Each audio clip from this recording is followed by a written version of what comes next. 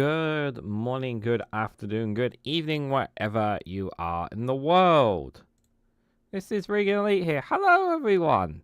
How are you been? It's been a while. Welcome to the Snowflake Viewpoint episode 101, where we cover news and politics from the UK. It's been a while, guys. It has been a while since I've done a live stream. Not gonna lie, I've been very busy today. It's going to be quite a busy week, actually, for me to catch up on things. I'm still, after a couple of days being back from holiday, I'm still trying to catch up with everything. There's still a lot of content I'm still trying to get my head around. And obviously there's the news of a possible ceasefire, potentially, in Gaza, which I heard about a couple of hours ago. Hamas agreed to US proposal for Gaza ceasefire deal, according to sources. That's from Al Jazeera. So that's still we'll have to wait and see on that one, to be fair. But we'll probably talk about that if there's more to that. We'll talk about that tomorrow on the Snowflake's Corner. But tonight, guys, is going to be covering some of the news that's happening in the UK. So this is the Snowflake Viewpoint, where we look at news from the UK. Date and time of this live stream is the 26th of May. 2025 at 8 p.m. UK time. We are dual streaming live on youtube.com/ReganElite and on twitch.tv/ReganElite1 if you want to support me on either one of those platforms. If you're on Twitch, make sure you hit the follow button and hit the bell notification icon so you'll be notified when I go live on the platform. And normally the chat is pretty quiet, so you have the whole chat to yourself normally there. If you are here on YouTube, like Jao is, one of our lovely moderators here, good to see you, Jao. Hit that like button, share it across social media, and if you want to subscribe, you can do as well. So thank you guys all for being here. Hope you're all doing well. Good to see you, Jao. It has been a while. And Martin Brisk has been a Snowflake supporter for 11 months. Good to see you, Martin. Hope you are doing well. Hope you had a nice weekend as well, and anybody else who's watching as well. I'll talk a little bit about my holiday tomorrow morning, guys, at 8 a.m. with the Good Morning Show. We'll talk about the quotes, we'll talk a little bit about my holiday. I'll share some insight, and we'll look at some of the news tomorrow. I couldn't do it this morning, and tomorrow I'll explain that as well tomorrow as well. But let's get started on the first one of the first stories. There's actually a story on Scotland I want to talk to you guys a little bit about. So rather than me read the whole headline, let me show you this one from The Guardian.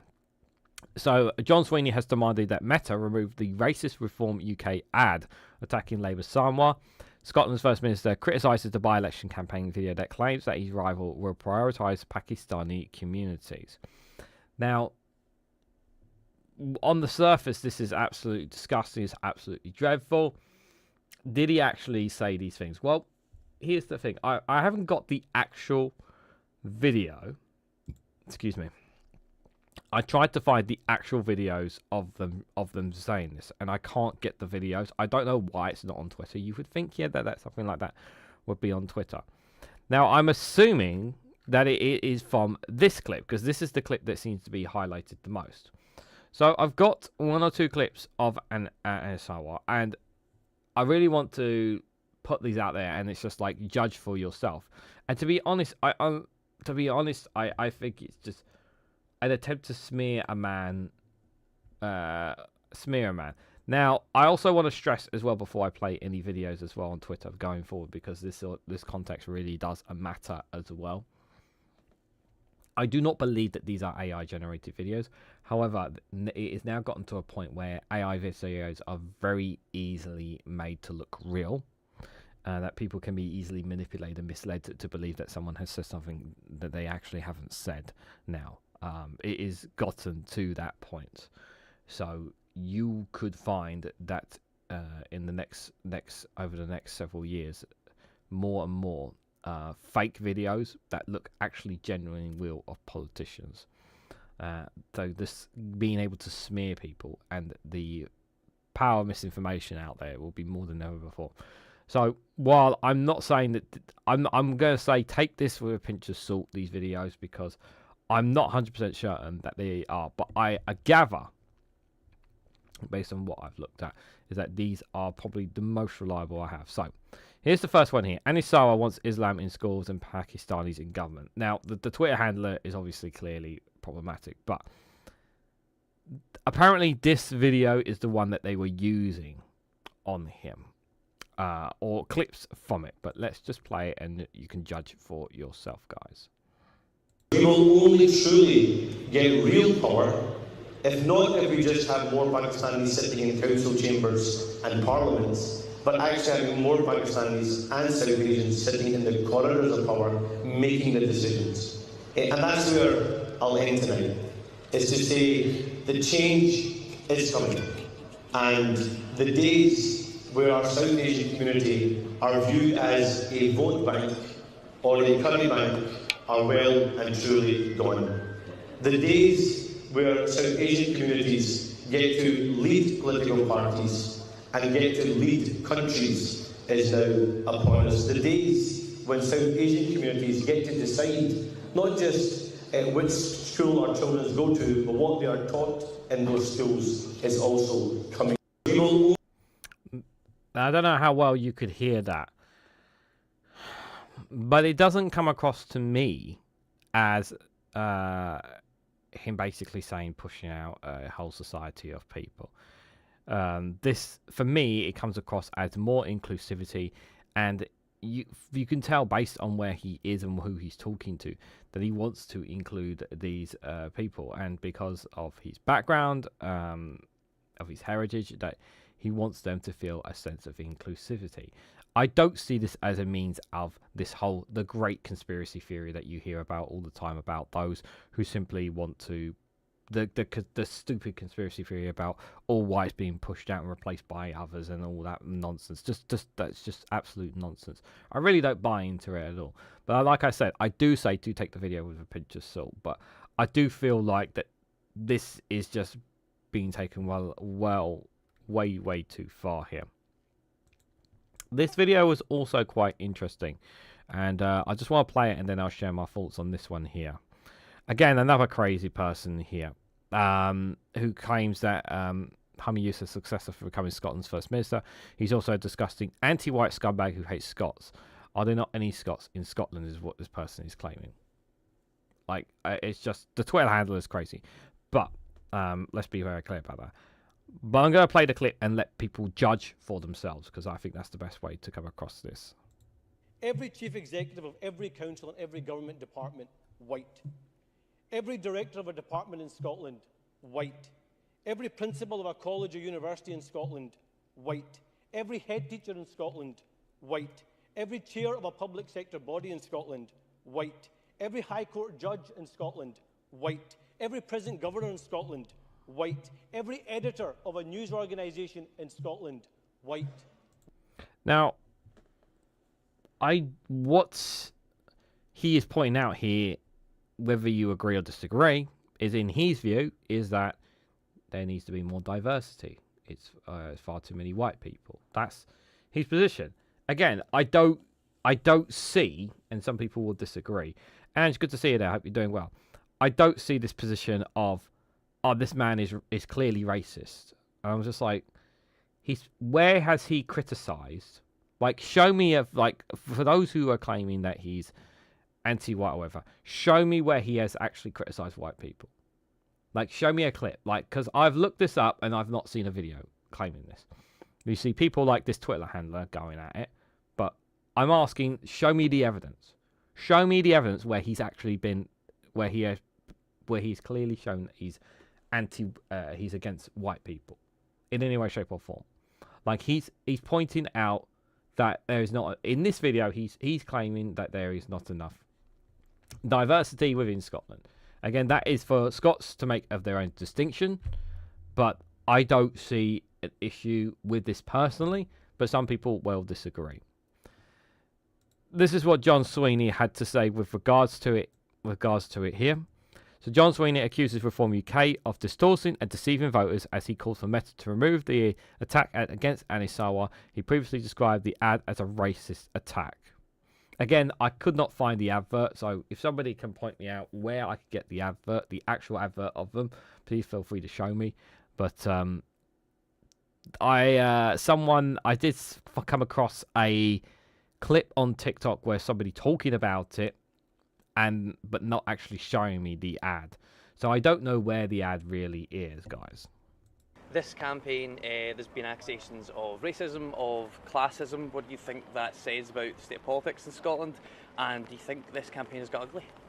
We've got to make sure that we have a high quality debate and discussion about the issues affecting communities, and that's what we've brought to this campaign, with the record of the SNP government, the focus on tackling the cost of living crisis and making sure that we take practical measures to support families in these challenging times. So that's a set of the positive reasons why people should vote for the SNP, and to make sure that we use this by-election to strengthen the ability of the Scottish Government to deliver for the people of Scotland. You want Meta to take down a Facebook ad from Reform against Anna Sarwar. They say they're just using his own words. What's important here is that the advert that's been put up it clearly distorts and presents an impression which is not borne out by the contents of the material that is in the film.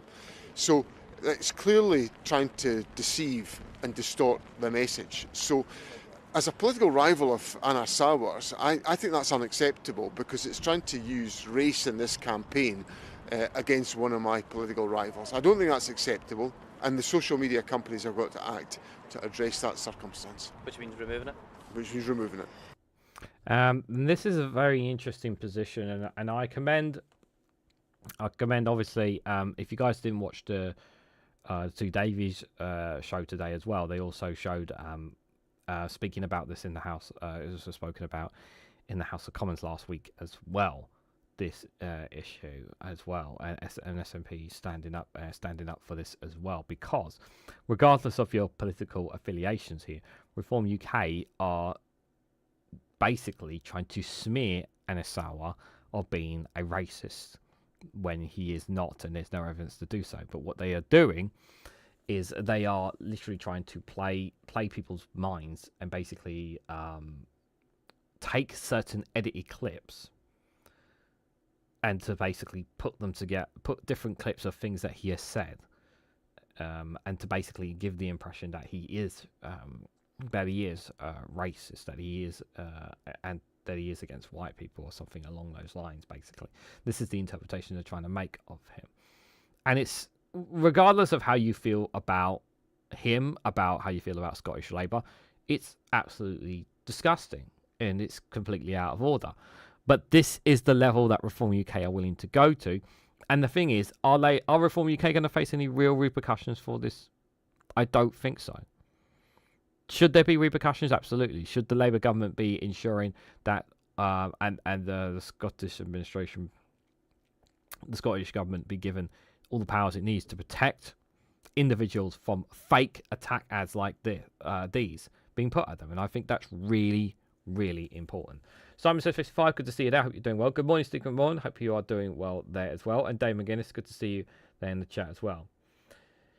Jal says this is the quality of UK news, removing things out of context. In the first video her in this saying his community needs to be heard. Same in his second one. Yeah, it's basically the context has been taken out. This is basically what it is. The context has been taken out of it, and this is the issue that I generally have with it, is that it's about the context here. So Scotland's First Minister criticises by-election campaign video, claims that his rival will prioritise Pakistani communities.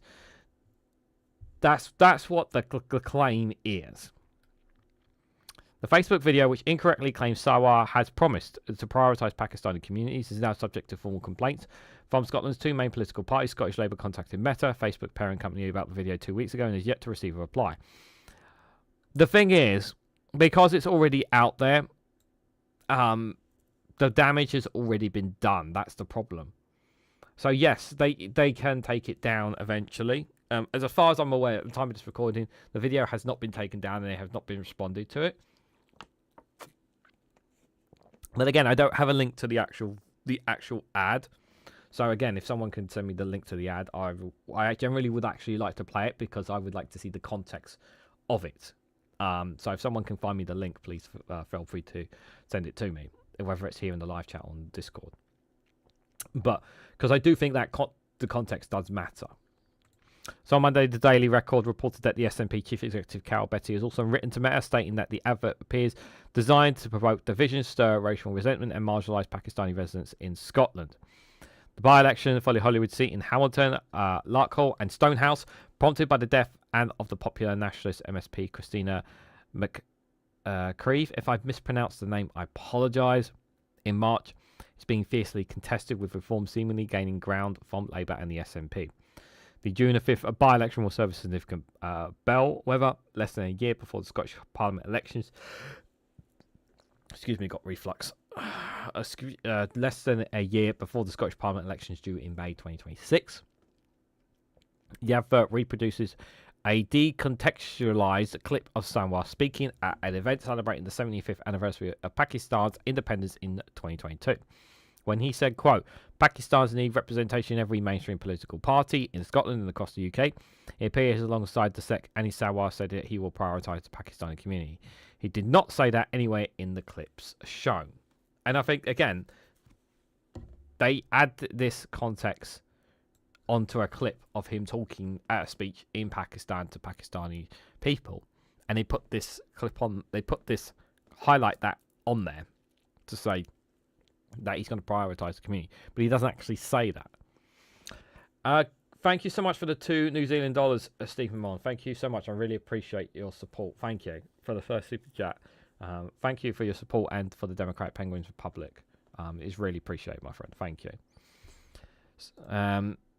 And we've already read what he said. His political rival, We've read all that already. Swinney said he would push back on the advert if it was third on the doorstep, as did the SNP candidate K.R. London. Last month, Swinney held a cross-party summit in Glasgow, inviting faith groups and third sector leaders to discuss protections of democratic values, misinformation, and the rise of the far right in Scotland. On Monday, he said one of the themes of the discussion we had in Glasgow a few weeks ago was all about misinformation and distortion. It's a debasing our politics. People can make informed judgments because they're having disinformation peddled towards them. Last Thursday, a spokesperson for Sarwar said the advert was blatantly racist and that it attempts to question the identity, loyalty and belonging of Anis Sarwar. He was born in Scotland and he has lived here all his life. He's a proud Scot who has worked with our NHS and campaigns and delivered for every Scot. Decent people across Scotland will reject Reform's divisive politics. The problem is that not everyone's going to fall in. Not everyone is going to believe it. People will believe it because the information is out there. And yes, people will, and rightfully so, will dismiss it. But the problem is the advert's already been done. The advert's already been put out there. It's already been seen by millions of people.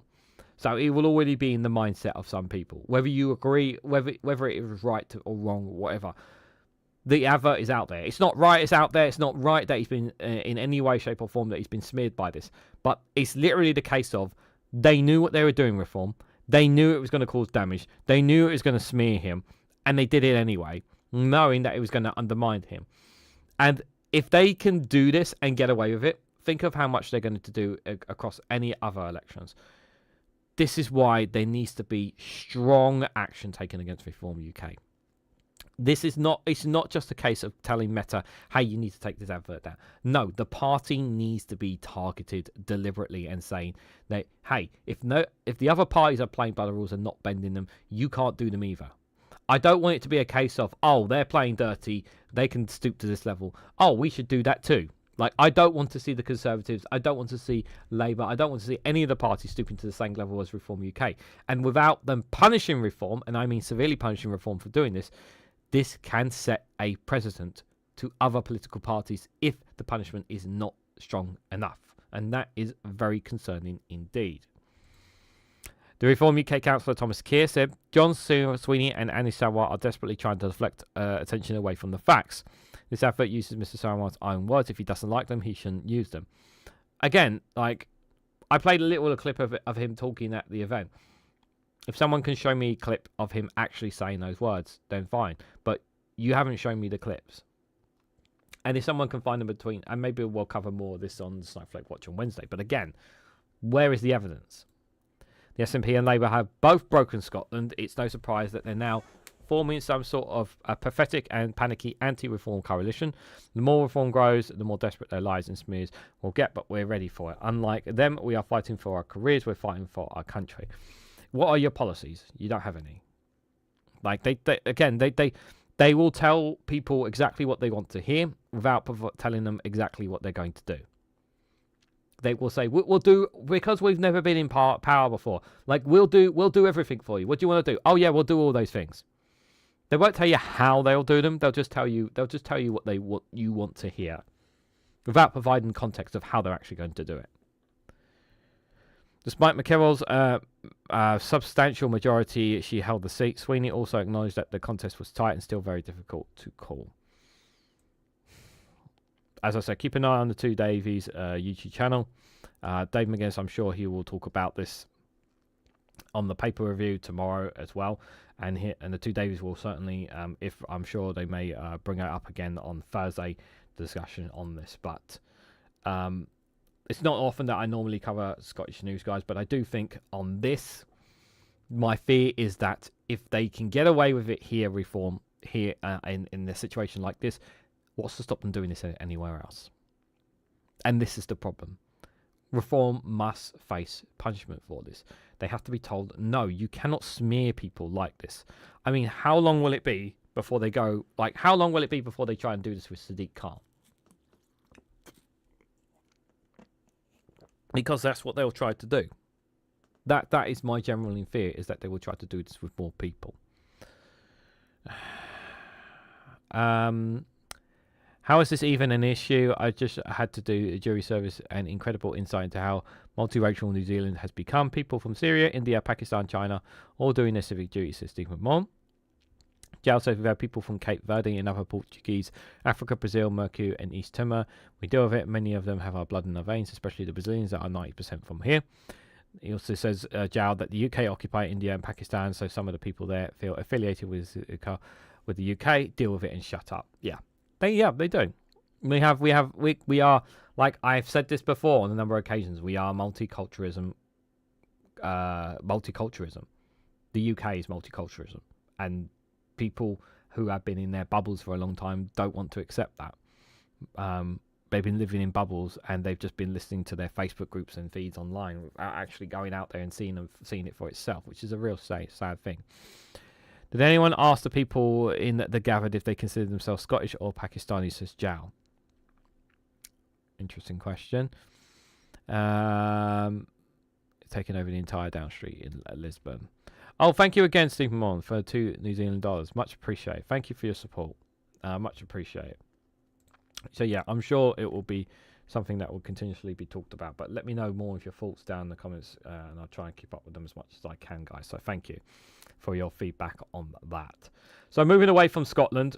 Dave McGuinness just said Sonia on Scotland being 90% white.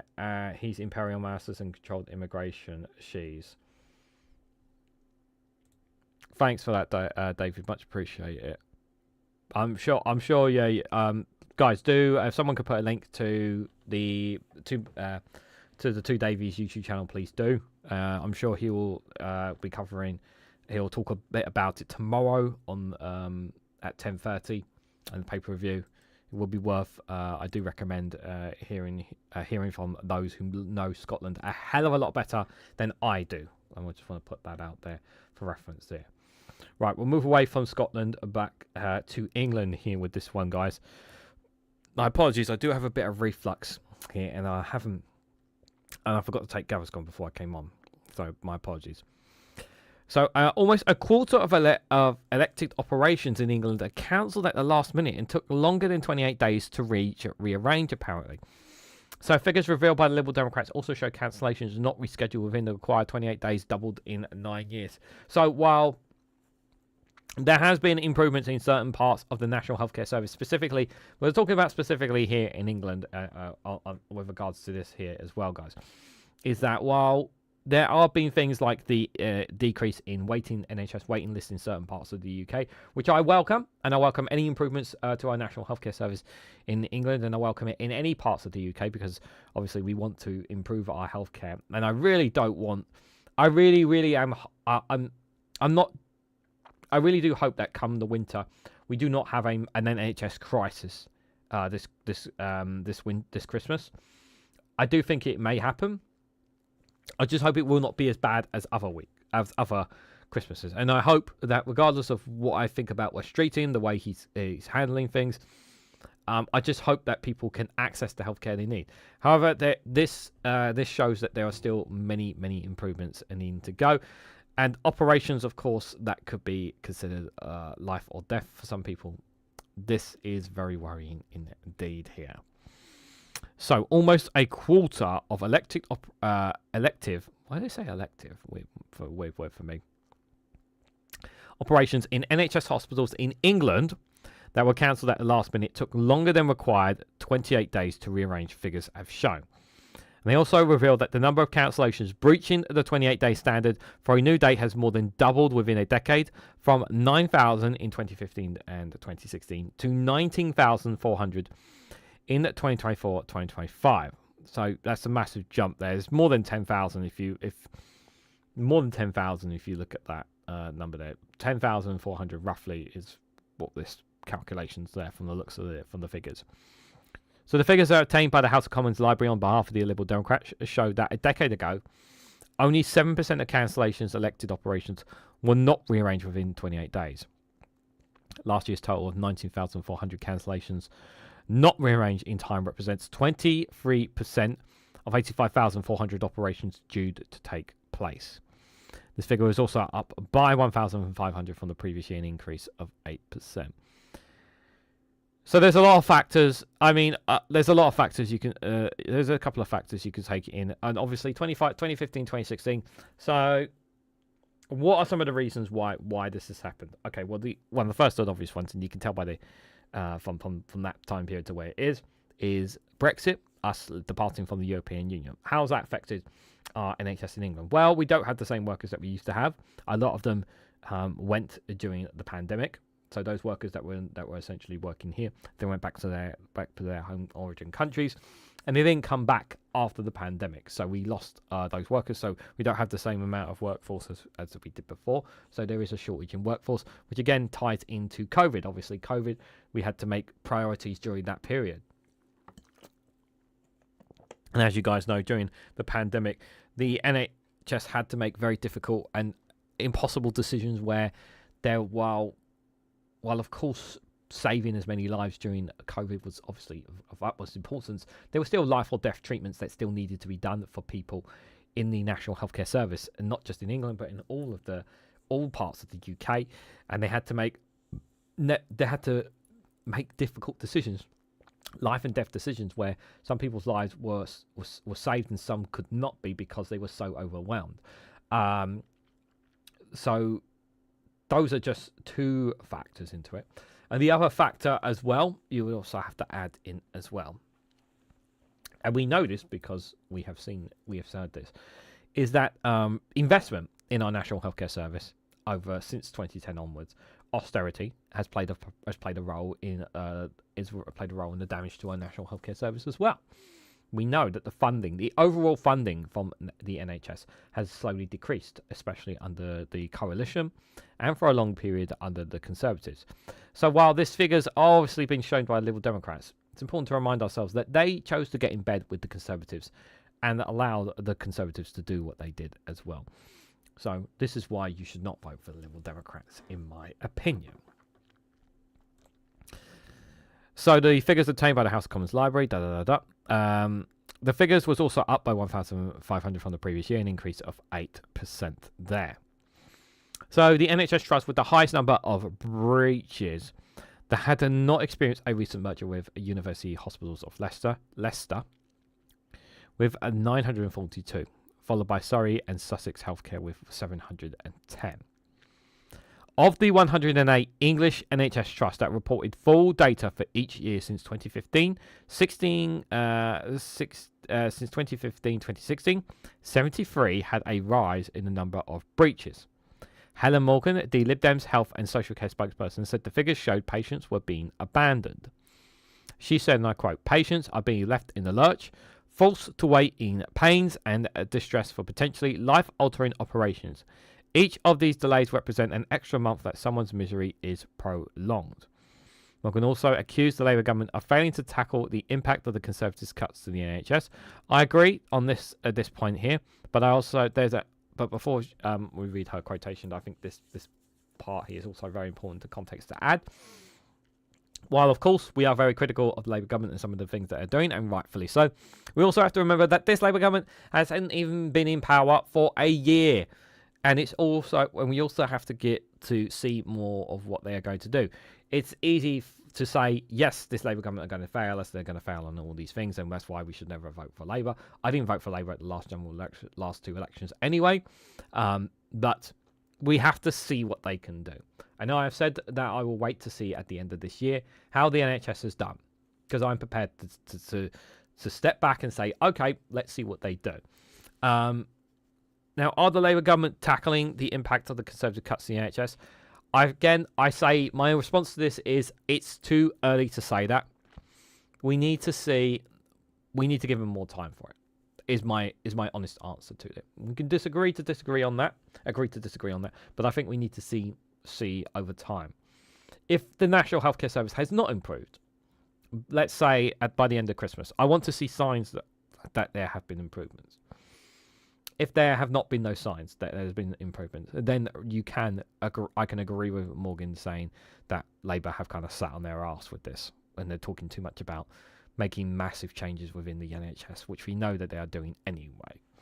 And yes, I'm fully aware about the privatisation points that I'm sure chat will bring up at some point as well in this as well. Stephen Morn, thank you so much once again for the $2 New Zealand dollars. Being very generous tonight. Much appreciated. Thank you. Really, really appreciate your support. Thank you.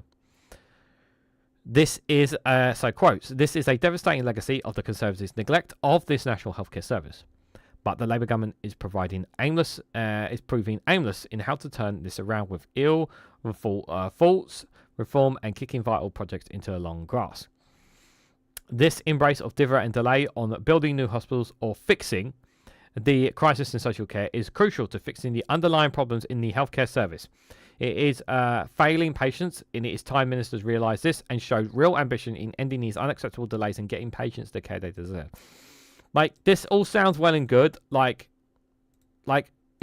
all well and good. Yes, sitting on the sidelines screaming, saying, "Oh, they should be doing this X, Y, and Z." It's very easy to say that. It's another to actually do that. And are there things that Labour can be doing differently, and Labour could be doing that differently? That I'm sure all of us can argue, absolutely. But again, I am prepared to see what Labour can do in this aspect here. Good evening, Alistair Kim. Thank you so much for being a member for 17 months. It's much appreciated, my friend. It is good to see you. I hope you're doing well. And anybody else lurking in the chats, if I haven't said hello, hope you are doing well.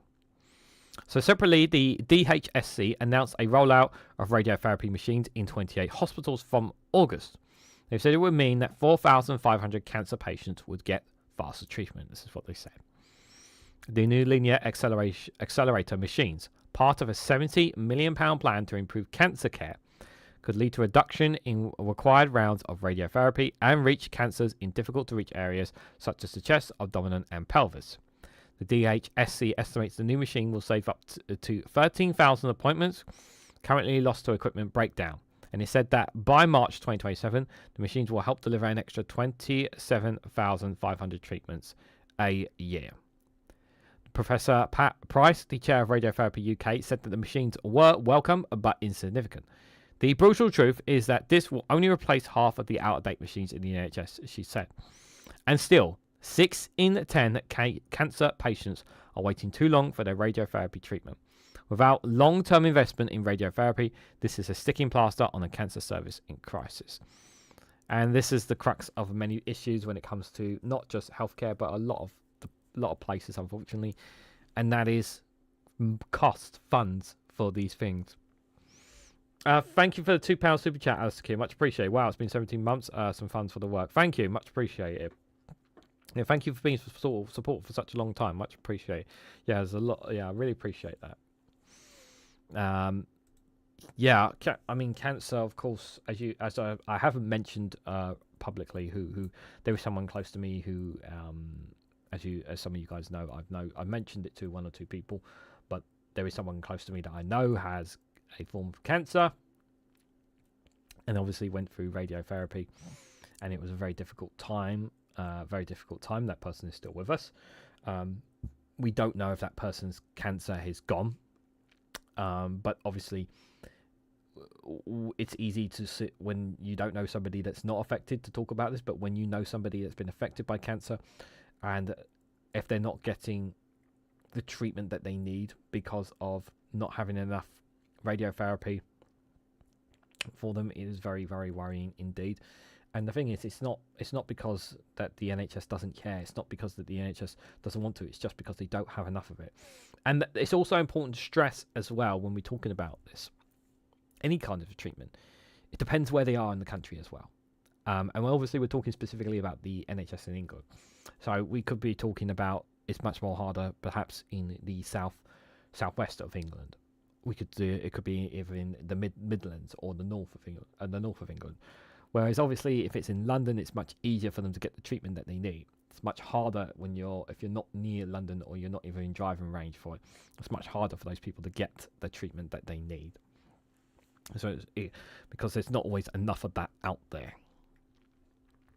So she added that massive waits for cancer treatment have become the rotten routine due to a lack of investment in kit and people. So unless ministers back this with the proper long-term investment called for in the spending review with the cancer plan, more patients will be left waiting and many will die who don't need to. Someone got a date of the spending review. And I haven't had a chance to make a note. I need to make a note of that calendar. When is the next spending review? If someone can drop me a date, be much appreciated. West Streeton, the health secretary, said by reducing the number of hospital visits required and preventing cancelled appointments, the state-of-the-art radiotherapy machines free up capacity so that thousands more patients are treated on time. As a cancer survivor, I know how important timely treatment is. These machines are part of the investment and modernisation that will cut waiting times for patients through our plan for change. The Department of Health and Social Care, the DHSC spokesperson, said years of underinvestment in the NHS will be left with outdated, crippling machinery that breaks down and causes thousands of cancelled appointments. This is why we are announcing £70 million investment in new radiotherapy machines, using cutting-edge equipment to save 13,000 cancelled appointments a year, cut waiting times for treatment and modernise the health service. While there is more to do, our plan for change has put the NHS on the road to recovery. NHS England was approached for comment. Just this last bit, it states that this article and its headline were amended on the 26th of May 2025. An earlier version said that almost a quarter of elected operations in England were cancelled at the last minute. It should have said that almost a quarter of elected operations which were cancelled at the last minute were not rearranged within the required 28 days, just for context there. So, interesting to say the least there, guys. But, you know, with regards to any kind of healthcare, whether it's cancer, whatever it is, that people are given everything that they need to survive. I think we know that the National Healthcare Service is not as bad as it is in Wales, and obviously that is something that needs to be dealt with as well. And it's so easy to say that we just need to throw money at these issues. That there is a record, you can't argue that there has been a record amount of investment being pumped in by the Labour government. Now, whether or not is enough or not is another question. I hope it's enough. I generally hope it's enough. I don't believe it is. But it is a step in the right direction.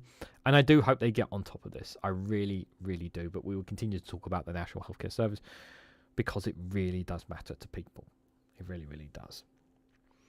Thank you, Stephen Morn, for the $2 New Zealand helping us achieve today's super chat goal. Much appreciated. Thank you guys for your support. I really appreciate that.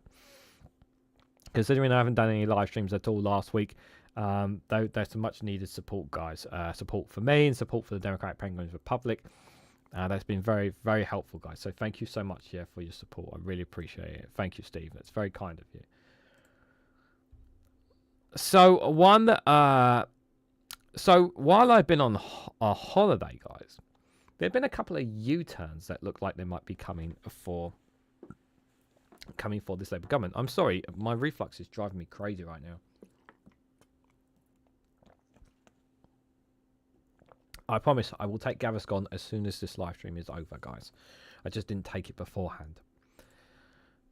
So this is from The Independent. So U-turns on controversial politics won't win back lost voters, Starmer has been warned. So pollsters said the PM's climbed down on winter fuel payment cuts risk making him look insecure amid growing speculation of a leadership challenge. Now, is this the right? Hold on. I just want to check this is on the right one. Yeah, it is. So there has been speculation. I say the word speculation that Angela Arena could be looking to eye up the role of Prime Minister and to take out Keir Starmer. I don't think that's going to be the case. I think that's a lot of people who are wanting that to happen outside of Labour. I think generally within Labour's government, especially Morgan Swinney and his lot, I don't think that would happen. Do I see Starmer lasting to the end of his premiership? At the moment, no. And I say at the moment because things can change. And here's the other thing as well that's just really, really important, guys. For me, it's so important that when politicians get things wrong, that they hold their hands up and they own up to them. If Labour do turn back on all these things, and they say we got them wrong, and they say they apologise, I would be much more sympathetic to this Labour government, because it shows them that they are listening to people. They are listening to their members. They're also listening to the public, and they're listening to polling, and not just listening to potentially one person within one person who is the chief of staff who thinks he knows better than anybody else. Even though it's still a long way away before the next general election, the local elections also did seem to be a bit of a wake-up call as well to this Labour government. Now, there is obviously talk that Angela Rayner did do in a video where she wouldn't rule out the removal of the two-child benefit cap. I would be absolutely delighted if the two-child benefit cap goes, because it means that it will be beneficial to millions of children in poverty. I think it would be a massive, massive, massive win. I don't care what politics and your political difference is there. If we get more children out of poverty, I am all for that. You know what? If Labour want to take credit for it, I don't care. They can take credit for it. If it helps children, gives children a better future, I don't care. Because as far as I'm concerned, if it benefits, and I've always been against the two-child benefit cap. As for the winter fuel payment, like, they shouldn't have done it, in my opinion. But I said, and I think I said this in a separate video, in a video that I produced today as well, is that while at the time when they were doing it, I said that if anybody was to die as a direct result of these cuts to the winter fuel payment, the right-wing media will simply put it on a headline saying this person died because of Labour's decisions. We never got that headline, and I hadn't heard a single story of somebody directly dying as a result of the winter fuel payment changes. Now, someone might have there's someone in the comments, if you can find me a link or a source that says, nope, someone has died because of these changes to the cuts. I'm more than happy to take it back and highlight that story. But this is this U-turn. These U-turns are much better than what the Conservatives are doing. But it would be nice if they own up to them as well, because then it would make the Conservatives look even more pathetic as well. So let's read a little bit into this. So Keir Starmer has been warned that announcing U-turns on controversial politics may not be enough to turn around his dwindling approval ratings or win back lost voters. I don't think a lot of voters are just going to turn around and come back after these decisions as well. A lot of these people, I think that will either they will go to Reform, they'll go to Lib Dems, they'll go to the Greens, and they'll say, look, just like I just can't trust these guys to stick to it. You know, that's the thing. Polling expert says last week's climb down on winter fuel payment cuts, as well as potentially reveals on the Tories two-child benefit cap, runs the risk of making him look insecure and could trigger yet more of the talks of a leadership challenge. Yeah, here's the other thing as well, and this is a fair point that some people will argue as well. It's not very powerful for people to want to go ahead with a policy and then to change their minds on it all the time. Change their minds. And they're doing it just in terms of not actually following a plan, but actually doing it just to appease the population. And this is the mindset that some people will have here. It is not that Labour is admitting these policies were wrong. It's just that Labour is panicking after the council elections. It's too late to fix the damage that has been done to this more. I agree. The election But here's the other thing as well, Steve, and thank you for that comment. And I think it's really important to stress this. They could have kept the by-election, the Rumsby Corn by-election. If they had put the effort in, they could have kept that seat. They could have kept that seat. They chose not to put the effort in. They chose not to put send ministers down there. They chose not to campaign and fight for that seat. If they fought for that seat, they would have won it. They would have held on comfortably. Well, we wouldn't say comfortably, but they would have had the numbers to do so. But they chose not to. Jao says, taking those measures from the beginning was a mistake. So let's continue and persist with the error. British logic or something, question mark. I cannot understand the way of this way of thinking. They're not thinking that they're making these decisions, not realizing that they're going, that it's like a game of chess. Like you're making chess piece moves that you're actually setting yourself up for a trap that you don't even know that's coming. You know, it's all in a game of chess. Some people, amateurs, always think about the first step. They don't think about the second, the third, the fourth, the fifth. And while I may not be a chess expert, I definitely know what every single chess piece on that floor does. I know exactly where they can go. I know exactly what harm they can do. And as long as if I can see a threat somewhere, I know that whatever move that I make, I must do it with the most up degree of caution. So that's a kind of and that's a bit of a weird analogy there. But for those who play chess, who understand the game of chess, will understand where I'm coming from with that. Bit of a weird one, I know. So the warning comes as Prime Minister scrambles to win over voters who have turned their backs on Labour since the party's historic general election victory 10 months ago. PM is also facing rebellion from his own MPs over controversial welfare cuts and growing unease over the direction of the party. Yeah, because it's not going in the direction that it's not what people wanted. But we also have to bear in mind as well, and this, people have to remember this as well. People did not vote for Labour at the general election because they wanted a Labour government. People voted for Labour because they wanted the Conservatives gone. It's really, really important to stress that. A lot of people tactically voted Labour because they wanted the Conservatives gone. It's not because they trust Keir Starmer. It's not because they trust this Labour government. I know people can have that impression, but there's also a reason why as well. This is an interesting story that I read about while I was catching up on politics, guys. Did you know now that that Labour are no longer publicly showing their membership figures? Why do you think they're not? They're going to stop revealing their membership figures? Wonder why they're not going to tell people that anymore. Is it because they're losing members? Answers on a postcard, please. Polling guru Sir John Curtis has warned that any policy reversals, even if deemed popular by MPs and the public, may not be enough to assure concerns over his leadership. Adding that doubts have crept in for Labour MPs over whether Sir Keir is the right person to lead the party in victory in 2029. Nah, you don't say. You only just figured it out. It may not be Keir. Like, the thing is as well, and this is an argument that Phil Morehouse on his channel has made, and we can agree to disagree on it. Maybe he could be right that in case it might not be Keir Starmer, it might be more Swinney, his chief of staff, who's pulling the strings behind it. And I could accept that it's not completely Keir Starmer, because while he is the Prime Minister, he doesn't always know what he doesn't. Does he really know what he's doing, Keir Starmer? Does he actually know what he's doing? Or is it a case of it's just people around him telling him what he thinks is best as well?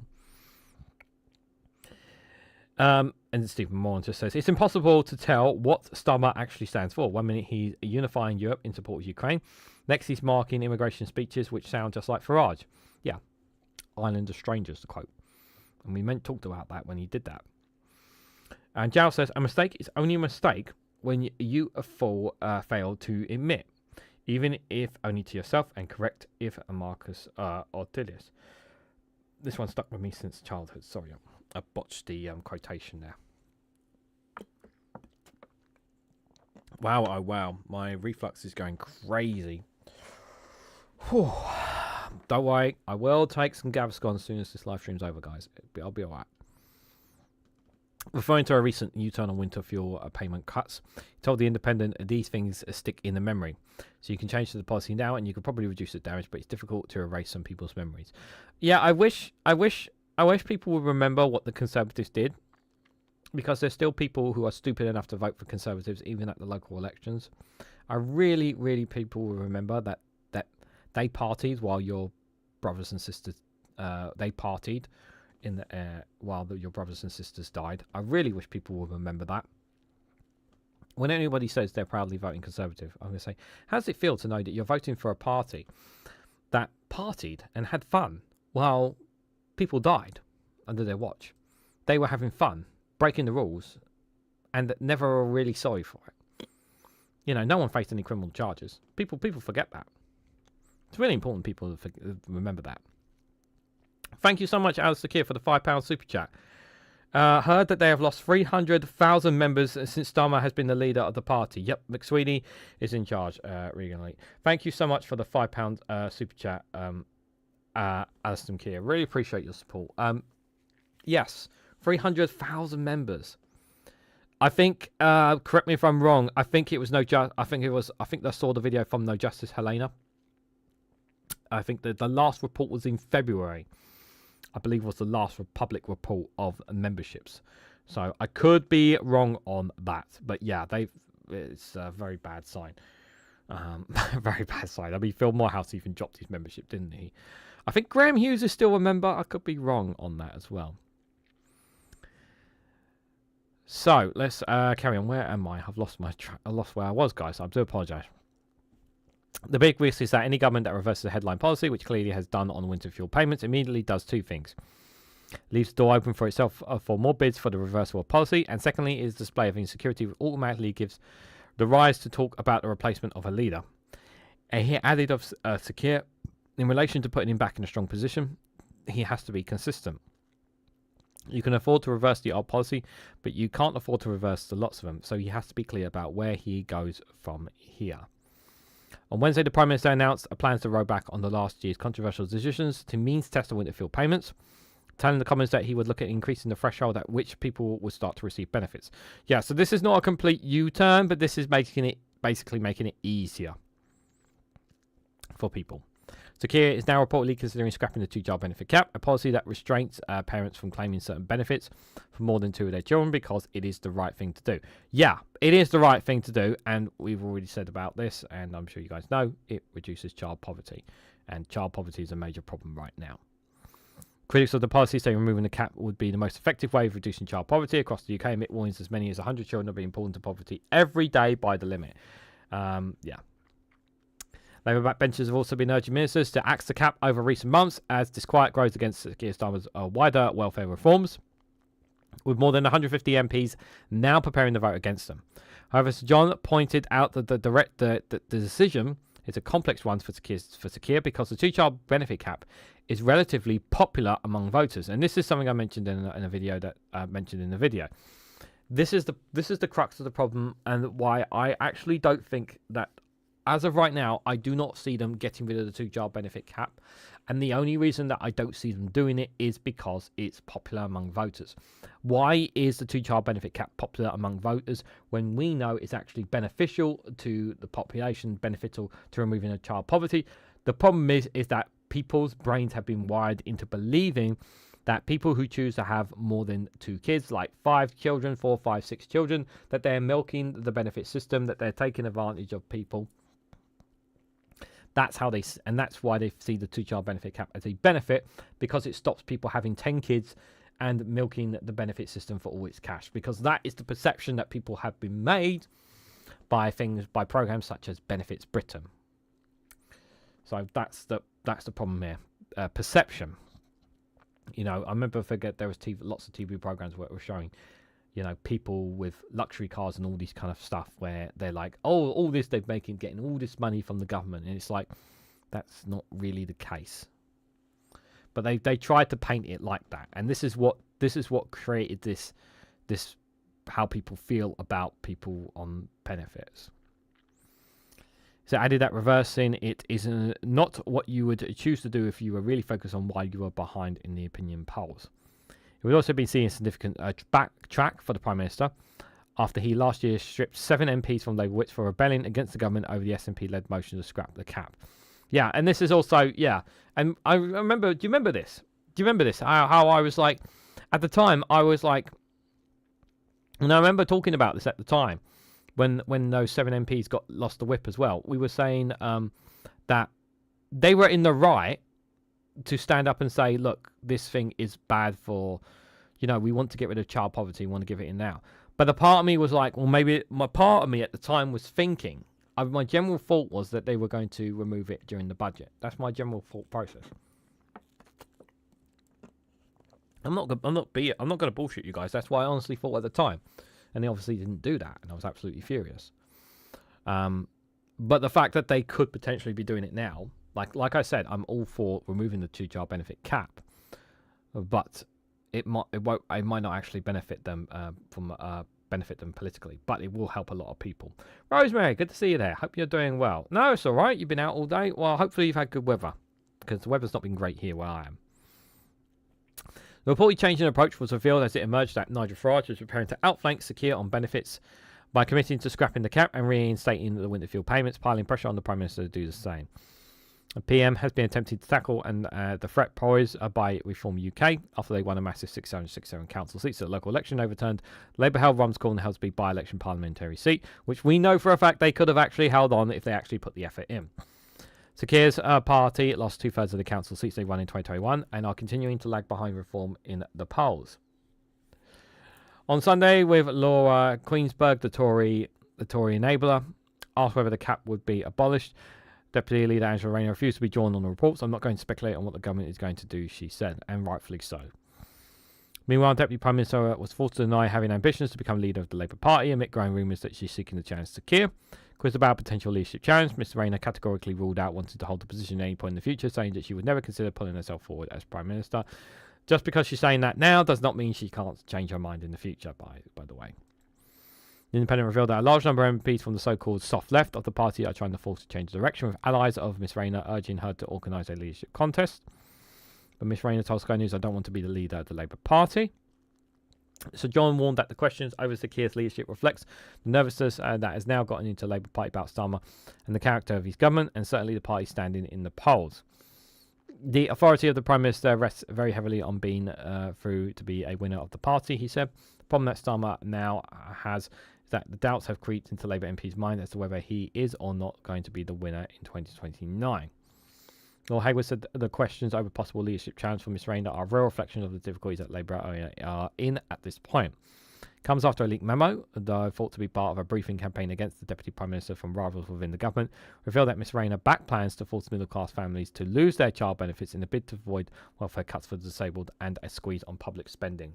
I'm going to be absolutely honest here. I would have personally, obviously, we want the money coming from the wealthiest in society, but if middle-class families were to lose a child benefit in order to protect people on disabilities or to protect people on PIP, on disabilities, who absolutely cannot survive without it, I would have been in favour of it.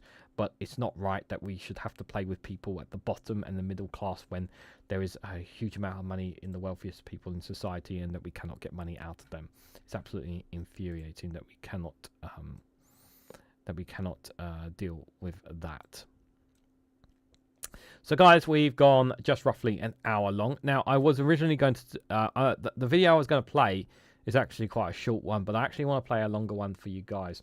Simply because I'm going to try and take my Gaviscon while I'm playing it for you guys. It is one from a week ago that I haven't heard, but I wanted to play it for you guys anyway. So I hope you guys enjoyed this one. So thank you all for being here. Really do appreciate all you guys all coming here. Raining kittens and puppies, says Alistair Keir, where you are. Is it raining kittens and puppies up in Scotland? Do let me know, guys. So this one is from Matt Green. I have not heard this one from him. It's called a Brexit reset or Brexit betrayal? ? Keir Starmer announced a reset in relations between the UK and the EU this week. We're joined by the Shadow Minister for Sunlit Uplands, the Right Honourable Jeffrey. It was a betrayal, surrender, treachery. Are you okay? I'm absolutely fantastic. I haven't screamed those words in years. Brings it all back. God, I miss those days. What days? The Brexit days, arguing about sovereignty and deals and the will of the people until late into the night, before getting plastered, then getting up the following morning and doing it all again. It was a golden time. Right. Everything felt so important, so vibrant, so young. Well, the vote was 9 years ago. Feels just like yesterday. Speaking of yesterday, what did you think of this new deal? It's an utter humiliation. Sir Keir Starmer might as well have put on a gimp mask, lubed himself up, and then splayed himself. Shadow Minister, sorry, got a bit carried away there. What exactly is your problem with this deal? I mean, what isn't the problem? I mean, our poor British fish will still be subject to the whims of those rough-handed European fishermen for at least 12 more years. Well, they're only extending a deal that Boris Johnson made. Yes, but for him, deals were like wives. He was always on the lookout for a better one. But in return, British fishermen will be able to sell their fish to Europe more easily, which is where 70% of their catch goes. What can I say? The fishermen aren't happy. Are they ever? Fair point. So what else are you angry about? They're letting in the youths. Well, there's a proposed youth mobility scheme. Millions of grubby European youths coming over here, smoking their thin cigarettes and getting off with our girlfriends. They've said the numbers will be capped. But how will they know? They'll come over here on a ferry, then once they're here, they'll change their clothes and disguise themselves as British young people, and we'll never be able to tell the difference, except by the smell. Really? God, this is fun. I've really missed this. Bashing foreigners is great. Wasn't the whole point of Brexit that the government could strike their own deals? Yes, but not like this. They've done a deal with India, they've got an agreement with the US, they've got this new deal with Europe. What would you have done differently? We'd have done it better, got better deals. But how would you have done that? We'd have gone in there, we'd have reminded them that we're Britain, for God's sake, and we deserve the very best. And if that didn't work? We'd say it louder. So why didn't you do any of that when you were in power? We were getting to it, we just needed a bit more time. How much more time? Another couple of decades and we'd have cracked it for sure. Thank you, Shadow Minister. No deal is better than a bad deal. God, I feel so alive. Now where did I put that gimp mask?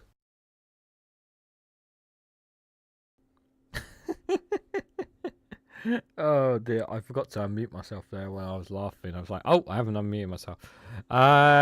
Thursday the 30th of October, London Leicester Square Theatre. I really should look into that. Oh, well, probably the tickets are probably already gone. Right there. Just before we move on, I hope you guys enjoyed that funny video. Don't worry, I've got one at the end as well there. Alistair Keir says, glad there is a U-turn, but the damage is done. Labour are finished up in Scotland. They need money and then tax the rich, close the tax loopholes, and that's it. Yep, I agree with you that you know, the saying that I think I'm right in saying that that it isn't that you left that people in Scotland left Labour left you guys. I think if I'm right in saying in that as well. It is a terrible. It's terrible that they've, you know, that Scotland have had to do that, but they just haven't been there for you guys. God, I'm certainly all over the place today. Whew. Right, so we got a couple more stories here. Let's carry on, guys. So the next one here is from the iPaper. So obviously this is regarding to the deal that they've got with the EU here. So open passport e-gates for Britons by the summer. The UK urges Netherlands and Germany here. So ministers are also considering writing to more countries, including travel hotspots like Spain and France here. Like, I'm really happy about the e-gate system. I heard about it while I was on holiday. This news, so I was very, very delighted with this. Kudos to the Prime Minister for getting it. Oh wait, I haven't even put. I was wondering what was wrong there. I just realised I haven't got my camera on. Sorry. Now, the problem is that I can like I've already reading this already. It looks like that we're begging for them to like, can you please open up now for us? Like, open up these e-gates all for Britons now, sort of thing. And it's just like, well, at the end of the day, it's up to these countries whether they want to fast track us or not, sort of thing. To allow us to go on the holidays and whatnot. At the end of the day, this is, you know, as Labour can only ask; they can't force the issue on some of the countries. But it would be obviously nice if they get it before the half term. But I wouldn't hold my breath on this, to be fair, guys. So the UK has directly urged Germany and the Netherlands to open passport e-gates to Britain in time for the summer holidays, amid fears that travellers still face queues despite Brexit reset deal. So the EU Relations Minister Nick Thomas-Symonds has written to Berlin and The Hague in a bid to get the e-gates up and running by summer, as the government looks to deliver the benefits from its deal with Brussels as quickly as possible. Thomas Simmons has also written to Greece to urge the country to allow Britons to use e-gate now, arguing that it be a significant symbol of its friendship with Britain. So the iPaper understands that Thomas Simmons' letter to Germany and the Netherlands contained a similar message. He is also considering writing to more countries, including travel hotspots like Spain and France, while balancing diplomatic sensitivity. Not to push. I wouldn't push them too much on this.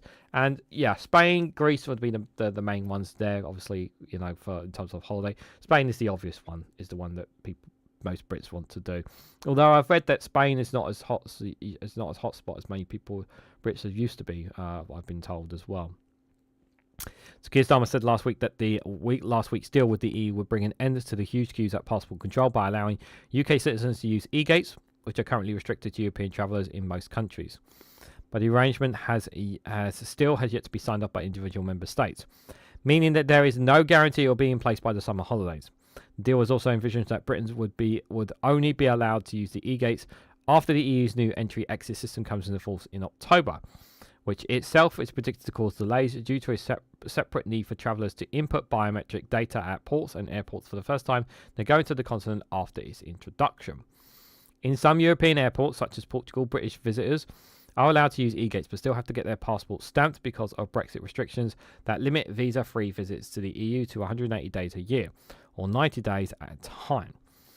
The post-Brexit rules have caused queues that can sometimes be hours long, but EU citizens are allowed to use e-gates, which tend to be much faster at British ports and airports. So Starmer's Brexit reset deal with Brussels this week formally noted that there are no legal barriers to e-gate use for British nationals travelling to and from European Union member states after the introduction of EES. But the Prime Minister said that he would be pressing hard for member states to throw open e-gates to British travellers sooner in a bid to help those get on their summer getaway. And this will benefit. And the argument that the British government can make to these countries is that, well, you'll get more holidays, you'll get more people coming to your countries during the summer times if you do so, and it would improve. It'd be a tourism boost. So that's the argument in making it as well. Labour MP Luke Charlton said it's great to see the government taking action to cut passport queues for British holidaymakers heading to Europe. I've been campaigning for this, and it's absolutely right to prioritise popular summer destinations. Countries like Greece and Spain should now move quickly to roll out the e-gate access. Like I said, those two are the two countries more than any. After all, shorter queues means British tourists can spend less time waiting and therefore spend more time and spend more money enjoying themselves in those countries. And it benefits them. This is a massive win for Keir Starmer in the e-gate. I'm very, very pleased about that. Steps in the right direction for it there. Jow said it's not the e-gates, it's the same system that we have for Brits here in Portugal, and it was Antonio Costa that suggested it. Thank him.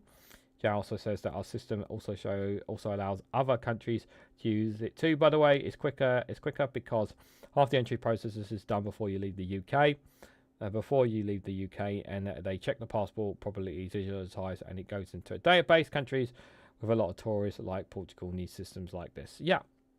It should be much easier that way as well. I 100% agree. If you have, like, the thing is, people need to have the data and whatnot. It just needs to be as simple as possible to protect the country, to protect you. I mean, I know some people are concerned about having your data collected and whatnot by certain countries and whatnot because of places you go to. But as long as you're not a threat, as long as you've not done anything wrong, you should be fine. With the exception of America right now, but you should be fine on it. So, I'm like I said, I really do give credit where credit is due to this government on this, guys. So this next story, I'm going to say, do take with a pinch of salt, because this is from the Times. So before I give more of my thoughts, I'm just going to read the story to you guys. So civil servants have been banned from buying pride flag lanyards. I say take this with a massive pinch of salt, okay? Because this is from the Times. The stricter rules come after spending crackdown in government on branding merchandise and staff away days. So let's read a bit more into this. So, this is what they're stating. Whitehall has banned civil servants from buying pride flag lanyards unless they promote growth or oversee trade and diplomacy. As part of a government crackdown on wasteful spending, new stricter rules mean that while staff can continue wearing their existing lanyards, Corporate branded and non-essential merchandise will be restricted, including lanyards displaying the rainbow symbol. The move emerged in a parliamentary question tabled by Mike Wood, the Conservative MP, who asked whether the Cabinet Office's new rules on procurement would extend to banning flag-branded lanyards. The Progress flag is a variation of traditional LGBT plus rainbow flag. Georgia Gould, the Cabinet Office Minister, said that all departments need to review their policies on procuring corporate branded and non-essential merchandise with a view to restrict future purchases. She said that, quote, these stricter rules will permit government merchandise when only essential, for example, in overseas trade and diplomacy, or to promote growth. This guidance applies to all staff level. Staff will continue to be able to wear existing lanyards. So let me just straight off the bat here, right? If they already have these rainbow lanyards, it should not be an issue for them. So the thing is just they don't want the workers spending money on things. I don't see this as a. I think this is a bit. This definitely stinks of misleading here. I don't think it's a case of getting rid of lanyards, of pride flag lanyards. I think it's just a case of just trying not to waste money with the situation. I generally think this is about just trying to save money, and not have it come out of taxpayer money. And I think an argument could be made is look, if you want rainbow lanyards, you can pay out of your pocket for it. If you've got existing ones, then fine. But we're not going to be spending taxpayer money on these when we need to be saving and counting every single penny. And I think this is the argument point where they're trying to go with here.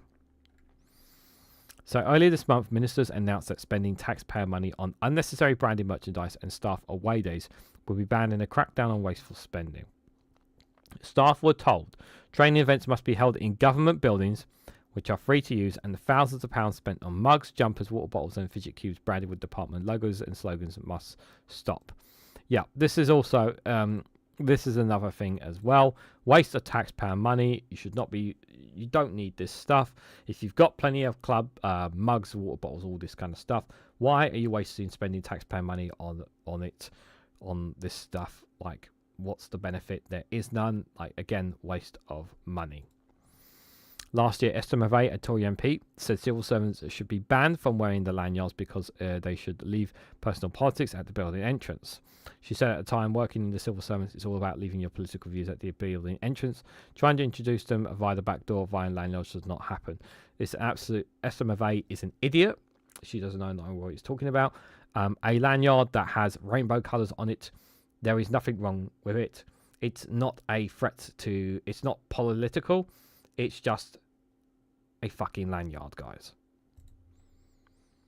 So Keir Starmer, the then leader of the opposition, mocked the suggestion during Prime Minister's questions. He said McVey was announcing a vital crackdown on the gravest of threats, colourful lanyards, and said Sunak was confiscating lanyards like a jumped-up milk monster. I remember the comments; they were hilarious at the time. Scottish Parliament staff last year banned from wearing.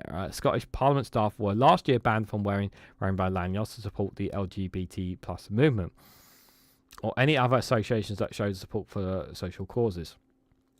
I'm not aware of this, so I cannot. I don't know. I'm not aware of this, so I don't know enough about that one there. So I'm just gonna. I don't know if those in Scotland know about this story or not, but I will let you guys. Hopefully the two Davies can clarify that for us on that one there. What's Jow saying? He's making loads and loads of comments. Daily, we stop British people banned from entering the country. We know who they are. Hooligans are a big no-no. Yep. We have a little list like Gruber from Allo would say. Well, of course, you would have your own list to protect yourselves. Beef or turkey, bacon for the Muslims. What is this all about? Bacon? Vegetarian? Wait, what are you doing, Jow? Spamming different bacons for? Okay. I think you're going a bit off topic there. Beef or turkey bacons for the Muslims. Okay. Anyways, back to this. At last year's His Majesty's Inspectorate of Constabulary Fire and Rescue Service said that symbols such as rainbow flags or lanyards could spark a backlash against police, among other groups. The thing is that it does give the interpretation that that is what they're doing. See, here's the thing, right? Here's my 2 cents on rainbow lanyards or rainbow stuff or whatever associated with LGBT plus stuff. Okay, this is my 2 cents, right? If they want to wear that, they should be okay to wear it, as long as it's not politicized, and it should not come out of taxpayer-funded money, unless it is for a specific event or reason that the government needs them for. Then it should not be coming out of taxpayer money. If you want to wear that and it's not going to cause political or impartiality, there should be nothing wrong with it. I agree that we should not be spending taxpayer money on it. I 100% agree we should not be wasting taxpayer money on it. Because when you hear about taxpayer money being spent on stuff like that, it really does grind your teeth, especially when people are struggling with a cost of living crisis right now. So I do get from that consensus there. You're right to talk about this, and it shows how the entire debate is so useless. Yeah, it's not. You're not aware of that too. Yeah. If you could just get some clarity. Yeah, if you can get some clarity on this quotation, that would be appreciated. On that. Yeah, it's not a case. It's not me being anti-LGBTQ plus, and it's not none of you guys either. That's not the case at all. This is just a case of, like, we don't want to waste taxpayer money. That's what this is about, and the government are right to say that. Are right in that regards. I don't see this as a case of we're banning everything rainbow. We're banning everything LGBTQ plus. We don't want no association with it all. That's not what I'm seeing here. This is what they're trying. This is what the Times with the headlines are trying to interpretate to people, to say that they are anti when they're not. It's about cost cutting. That's what this is about. Not wasting taxpayer money. So a report from the Watchdog said, while one person may see a badge as a sign of support for a particular group or cause, they may see it as a sign that the weaver isn't impartial. The original design of the pride flag, which was first displayed in 1978, had 8 stripes of colour representing different meanings. In the years since the flag has been changed, amid arguments that it needs to encompass more people. The Progress flag was launched in 2018, adding black, brown, pink, a pale blue and white stripes to represent marginalised people of colour in the LGBT plus community, transgender people and those living with HIV and AIDS. A further update in 2021 added a yellow triangle and purple circle to represent the intersex community. So I don't see it as we're banning pride. I don't see it as that. But some people may do. And that's fine to make that distinction if that's what you generally believe. But I think this is more about not wasting money. I generally think this is about not wasting money. And civil servants are there to do a job. They're there to do a job, and that's what they should be just sticking to doing. And they should not be wasting taxpayer money on novelty things. And I think that's really, really important. And yes, public funds should not be used to promote any kind of private interest. Don't ban, just do not finance it. That's exactly the way you should do it. They're supposed to be impartial. That is what you're supposed to be doing. If you want to be impartial outside of your work, go right ahead. But when it comes to your job, yeah, I agree. So the last story I've got for you guys. Oh, God. It's been a long day. I've done a lot of recording as well today, guys. This one is from Byline Times. It's an argument piece from Hardeep here. So how are politicians creating an island of strangers so they don't have to make our lives any better? So it's an argument piece here. By presenting tougher immigration as a solution to people's discontent, Keir Starmer and others sidestep the real reasons why people feel constrained in their lives. It's a senile and sympathetic political ruse that keeps everyone alienated, writes Hardy. Yes and no. Politicians are definitely... I do think there is a sense that politicians are trying to divide us. Like this term, Island of Strangers, I just think is completely out of order, out of context with the wider range of the British public. I don't accept the premise that we are an island of strangers. I said it at the time before I went on a holiday. and I'm sure you guys agree with me too. And I generally hope that you don't hear that kind of language from the government, because it divides people, and we want people to be united and working together and not division. I don't like that at all. But let's read what she has to say, Hardeep, and she is obviously one of the top people within Barline Times, and so I thought this one was worth reading into, guys. So, the non-solutions to life struggles. Today, I feel like I've woken up in a stranger in this country.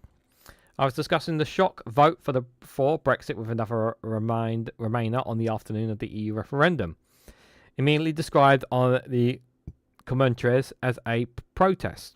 One newspaper noted that after years of people waking up and feeling like strangers in their own country, those who voted to leave had finally demanded to be heard.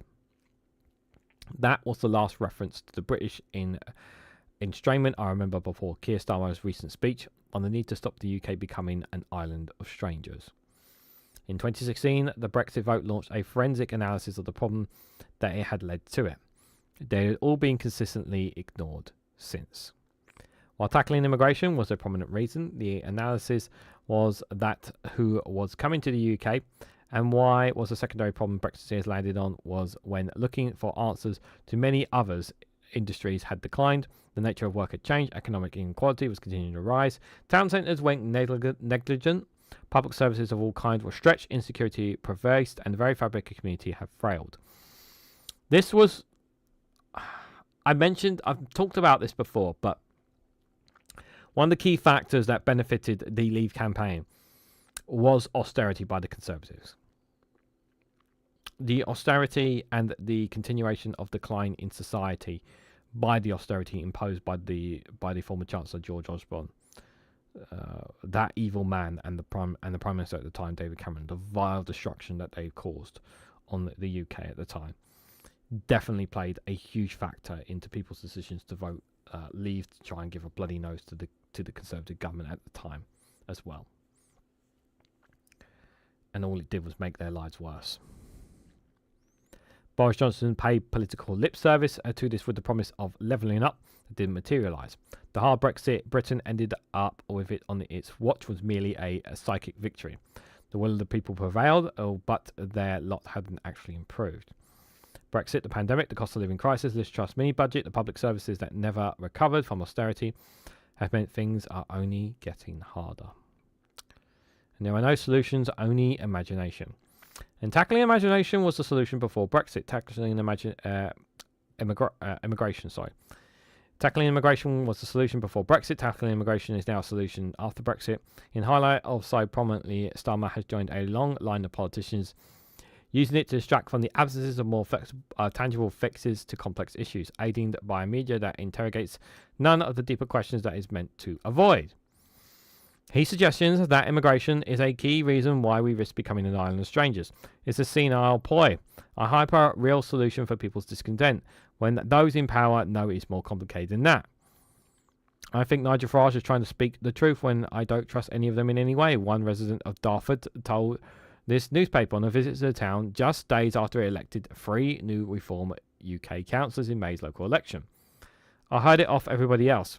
He's going to do this, he's going to do that, whatever. Indeed, nothing changes, except for the certainty that immigration is both the cause and the solution to life struggles, a key reason why people should feel dissatisfied, why their lives just don't seem to be improving. But trying to convince us of this was while doing nothing about any of the systematic issues causing people's daily struggles. Politicians like Starmer are both the creators and sustainers of this island of strangers. A place not only supposedly alien foreigners. I don't want us using the term alien here. Please don't bring that term to the UK, please. By a land of Brits alienated from themselves from a political system of no use for their troubles. Beyond the political rhetoric and negative undertones, designed to appeal to those residents in Dartford, are now opting for Nigel Farage's reform. The reality is too big and complicated to confront. Everything has changed, and that change has impacted people in different ways. While things continue to shift all around us I cannot say that word, and then as if all at once. We are always strained, and it is an enstrainment from our society, from our communities, from ourselves, that politicians like Starmer reinforce by refusing to address the things that really make this true. How often do we hear any politicians talk about what it is to be a citizen, exist as a human being in the 21st century? A life which the pillars that people struggle their lives around just a few generations previously no longer exist. Any impact that these societal and political forces have on our psychological and emotional lives, insecure work and housing, communities devolved of communal support. The zoologist Zygmunt Bauman term it these words are so weird, guys, sorry. Liquid modality, while psychonology Eric Fromm wrote in a society in which the individual is neurotic because it is alienated. Immigration aside, there is an isolation and loneliness everywhere. Why is she using such fancy and weird words? I have no idea, but there you go, guys. For others, modern life has brought opportunities that didn't feel possible even for their parents. Travel, education, exploration, but the endless choice and text-driven options for image creation and the self-hate come with an automation of their own. A consistent stream of comparisons and insecurities within. The mental health crisis in our younger generation are just one manifestation of this. Identity and belonging and community in the modern world are undergoing redefinition in a new and complex way. But nowhere of this is talked about in our political culture beyond set-piece announcements around integration. So how do we define ourselves if the ways in which we have always understood ourselves are no longer what they were? How do we develop real self-knowledge in a world where the front-facing camera on a smartphone allows us to create any version of ourselves to upload to social media? What is it that we collectively ascribe meaning to anyone? And where is the humanity in our social collective life? Where we can recognize that to be human is to grapple with the need to see ourselves reflected in the world around us and in each other. And that this reconciliation and connection is inherently difficult to find in ways that we live today. While there may be political conversations to be had about immigration, they are rarely had honest with our humanness. Truly getting tough on immigration would acknowledge that immigration can be scapegoats to our own discontent. The other failings which are hard to address can be projected onto them. That living with a difference is, by its nature, challenging. That dealing with immigration is complex, given its. I've just lost my trait. I lost where I was here. I was going so well there. That living with a difference is, by its nature, challenging. That dealing with immigration is complex, given its economic and social dimensions. And that no controls on immigration alone will mentally or even physically improve anyone's lives. It's a fascinating read, isn't it? Where's REGANELITE? Yeah, there are some words I just can't say, Joe. There are just some words I just cannot say. Unfortunately. This is the downside of being part of dyslexia when you're a child, unfortunately. While Starmer announced that the English language requirements for all immigrants will be raised to promote integration. To take one example, there was no mention of the resources this requires and the cuts of ESOL classes that have happened in recent years. My mother, an Indian immigrant to the UK, didn't speak English until I was a teenager. And I saw how much her life changed when she did. She became a civil servant, working with the people receiving benefits at a job centre, interacting with those from all walks of life. Before I go any further, this bit here reminds me of a very fascinating story. I might have shared this story with some of you people, but I want to share this with you guys because it relates to this here. So when I used to work for Superdrug, which is a health and beauty retailer in the UK, I used to work in a shop in, what store was it? I believe it was in Edgware. There was a guy that was hired who couldn't speak any English at all. He was from Colombia.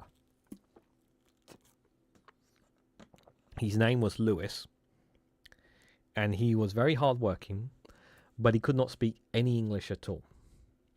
But he always came across to me as a very nice guy. No issues with him whatsoever. And then when I finally moved on from that store, he spoke fluent English. And I think this was in the space of 2 years, from when he was hired to not knowing English, for me leaving him speaking perfectly fluent English. Just wanted to share that story with you, just showing how much that people really, when people from other countries and other cultures come into us, and how willing they are to adapt to our livelihoods. I still follow him on social media to a certain extent. Excuse me. I just thought that was worth sharing. But the framing of these terms of integration, with all its political overtones, isn't necessarily helpful, even if it's true that English transformed my mum's ability to take more active role in her life in the UK. She didn't stop being less Indian or becoming more British as a result, and I'm not sure she felt like a stranger in this country before. But when a human conversation about living together and with differences become a political flashpoint about assimilation, there is little to be learned. And again, this comes back to the conversation I had with this person from Colombia. Like, even though he couldn't speak the language, he adapted very well to. He adapted. Did he feel like a stranger not being able to speak our language? I think so. But that's when he adapted to learn our language so that he could be a part of Britain, to be a part of British culture. He didn't have to learn the language as quickly as he did, but he did.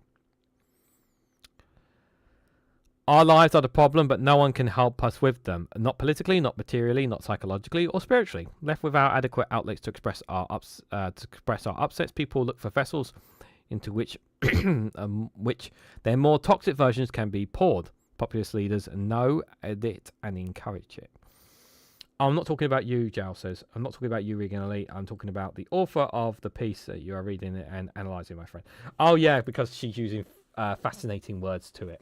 I appreciate that, Jal. I appreciate it. She's trying to make it fascinating by using words that I cannot pronunciate in any way, shape, or form, which is why I will never take up learning Greek, guys. So sorry to all any Greek friends out there. Their words are long and hard. This is why I never cover any Greek news or politics, just because of their words, guys. I have to say that. Sorry, guys. By vowing to tackle our island of strangers through tougher immigration, Keir Starmer is keeping us all trapped on it. By not offering any solutions to the real reasons that explains our estrangement. So at the heart of our ultimized world is tech and social media. It has transformed all our lives, but neither our politicians nor our journalists can frame conversations around this as the information revolution that we are lived through, which has led to both greater interconnectionness and profound polarisation. Patrick Harley, the Labour MP for Southport, was willing to connect the dots when he observed that the automation, which has come to defy our society in the past few decades, goes a long way to explaining the violent riots that took place in his town following the murder of school children attended a dance class last July. He thinks, I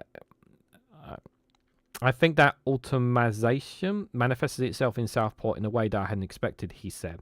At a recent festival on connection to the Royal Society of Arts in London, days after Starmer's Island of Strangers speech.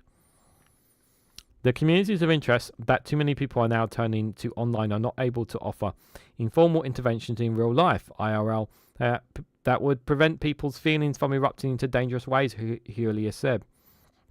Contrasting that online disinformation that fueled people to turn up and attack a mosque in Southport, where a woman who gathered up the teddy bears left at the vigil for the young victims of the killings every evening and returned them in the morning so they wouldn't get dirty overnight. We need to live in the moment that it's much more possible to get off social media, as it's just toxic, he said. We need to build real life communities, the real important thing that is the point of connection. Luke Tyrrell, Executive Director of think tank polling organisation More in Common, UK, established after the murder of Labour MP Joe Cox by the far-right extremists just days before the EU referendum, spoke alongside Huey, observing that it was a mistake by Starmer to limit the reasons for his island strangers to immigration than a wider dislocation by the issue. There is a bigger conversation to had, he said, beyond whether Starmer is being echoed, being Eli Powell. According to More in Commons research conducted in the weeks before the Prime Minister's immigration speech, 44% of Brits polled said they sometimes feel like strangers in their own country, while 50% say they feel disconnected from society around them. 7 in 10 said they think someone can be British regardless of their ethnic background. 7 in 10 said someone can be British regardless of their ethnic background. While the PM speech was related to immigration, our focus group and polling found that challenges to social cohesion are far wider and deeper, driven by the cost of living, social media and technology, and the lingering impact of the pandemic, according to recent briefings by the think tank. I also think that social media can also plays a part in making it more difficult for people to integrate into society as well now. Because of social media, it's easy for people to stay connected to who they are and not have to connect as much as they need because they have the power of social media in front of them, i.e. what I'm doing right now. Whereas the internet wasn't that prominent when I was back in the when I brought up the story about this guy Lewis from Colombia. Social media wasn't as it is now.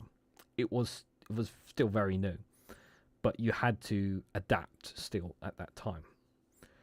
Some people don't need to do it as much now because of the use of social media. They can kind of stay in their cohesion, stay in their bubbles, stay in their groups because they don't need to, because hey, they may not have them here in real life, but hey, we've got them all here behind the computer screen, all on your mobile phone, so I don't need to integrate with these people who don't have any relationship or any connection to, because I've got my groups online in my online bubble, sort of thing.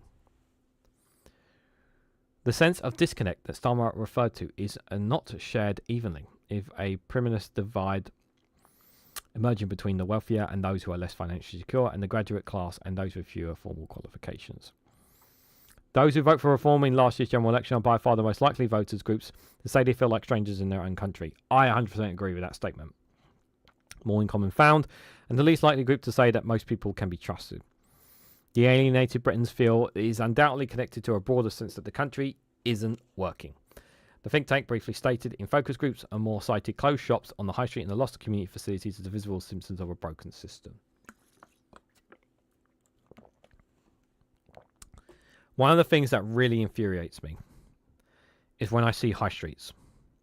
When I go to many different places and I see broken down high streets, and in the stark contrast to other European nations and how they look after their businesses, especially small local businesses, it boils my fucking blood so much that the governments, I don't care who they are, don't do anything to protect these businesses.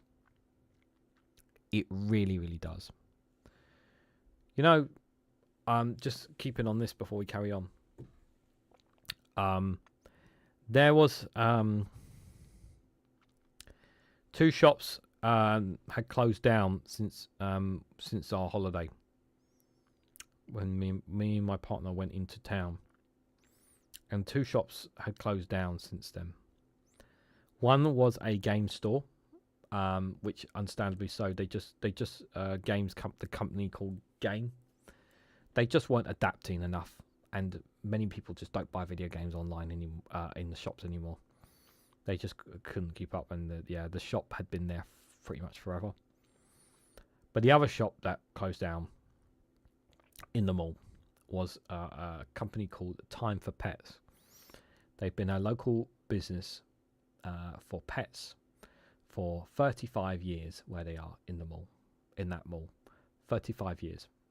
So they've been going. So even like years after the pandemic, they were still going, and they closed down. another a shop that I knew a couple of years ago as well went bust. Went as well was a local, again local, not a big company, a local business that just did housewares and whatnot. This was back when me and my partner were renting, and the couple who ran it were the nicest people ever. And their business went because the lease was too much. Because they're not part of a chain or whatnot, they can't afford it. In the end, it just got too much for them. And it really boils my blood when I see businesses like these going away, particularly here in England. I can't speak to other countries. And yet, whenever I go abroad, whenever I go to when I've been to Germany, when I've been to Spain, whenever I've been to Greece, hell, and even been to Iceland, these businesses are protected. They ensure that these businesses are protected. Little quirky small businesses that have been around for decades and generations are looked after. But yet here, we don't give a fuck about them. And it's not right. It's not right in any way, shape or form. So when people talk about Britain losing an identity, when you put it the way that I've just put it, you can understand why people feel the way they feel. Like I always say, I always try to put myself in the shoes of other people. But it boils my blood whenever I talk about the high street and I look at the high streets, and I've seen, because I've been to many high streets up and down around England, and when I see the states that they're in, it infuriates me that we have so much potential, so much has been lost, and no one is doing anything about it.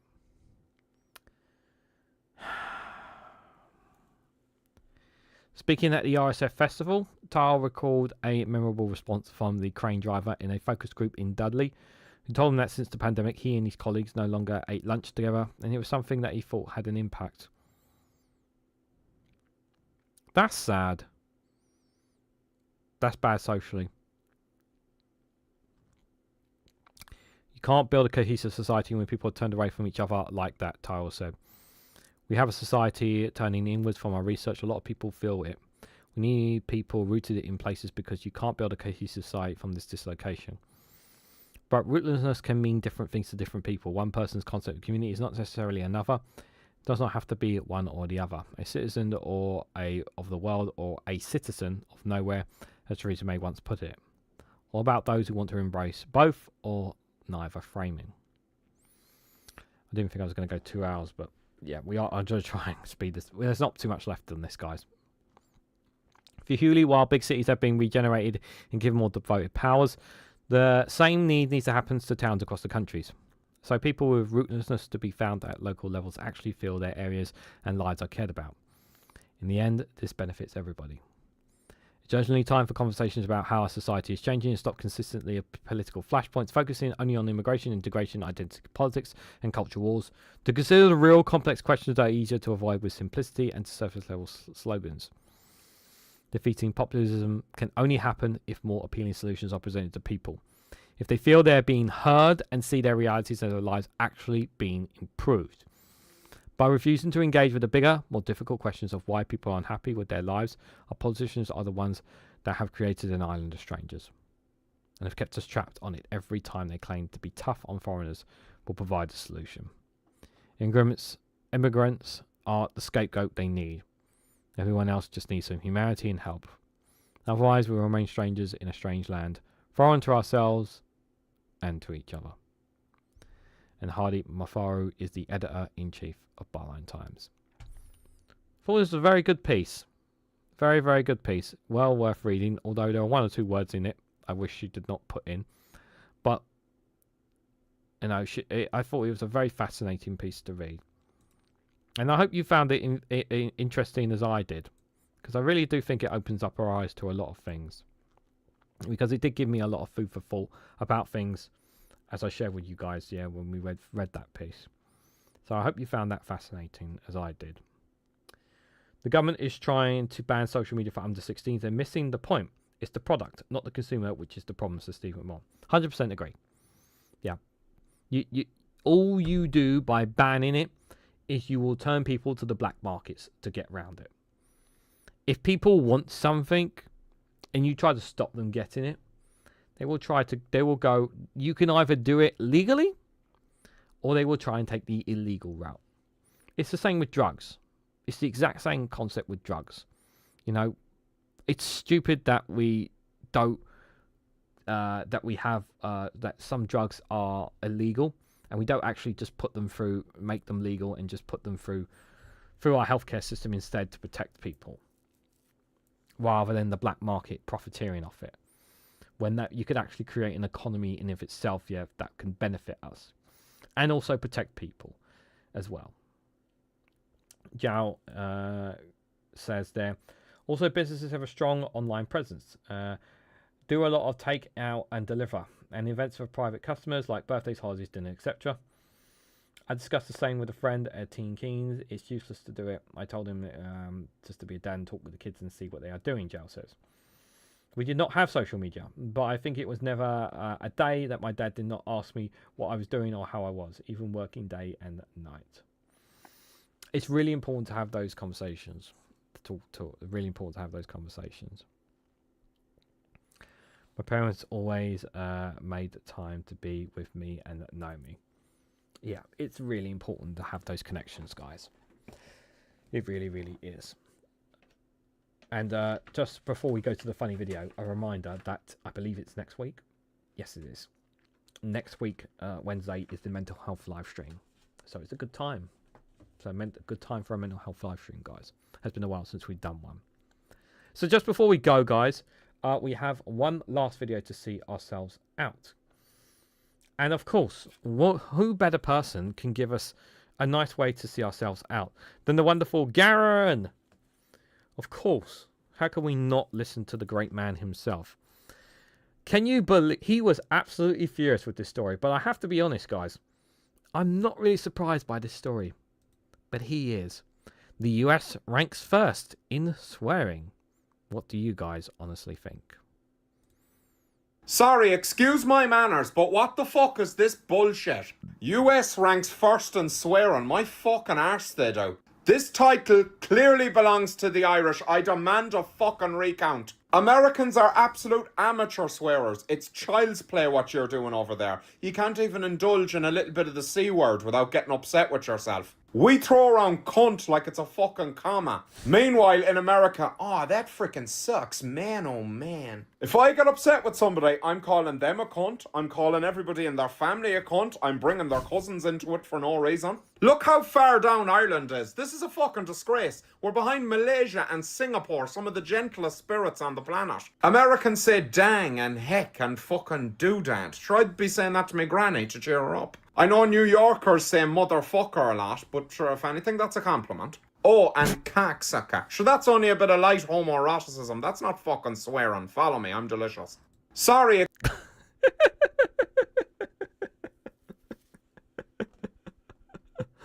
I would have liked to have actually seen the full list. Like, I was kind of hoping he would like pull up the list of the rankings of it as well, but oh dear, oh dear, oh dear. Absolutely outrageous. The Americans first. I would not be surprised at all if we were in the top 5, if not behind America there. But he didn't bring up the list. That was a bit disappointing there. I didn't get the list there, but still. But yeah, let me know what you guys think, guys. Who you think is number 1 in swearing? Let me know down in the comments below, guys. So guys, just a quick recap before I go. Tomorrow, there'll be Good Morning with me, REGANELITE. Tuesday, Wednesday, Thursday, Friday, for the next 4 days, I will be here at 8 a.m. in the morning UK time with your daily quota, with your weapon report, with what the papers are, with what the stories are coming up in the media, and I'll talk a little bit about some things that we're doing on my holidays during the week as well for them. So do join me at 8 a.m. Tuesday, Monday, tomorrow, Wednesday, Thursday, and Friday if you can. Would be greatly appreciated. As for the shows, live streams taking place for the rest of the week. We have the Snowflake Corner covering news from outside the UK. That will take place tomorrow at 6 p.m. There is no Prime Minister's Questions this Wednesday, as it is half term.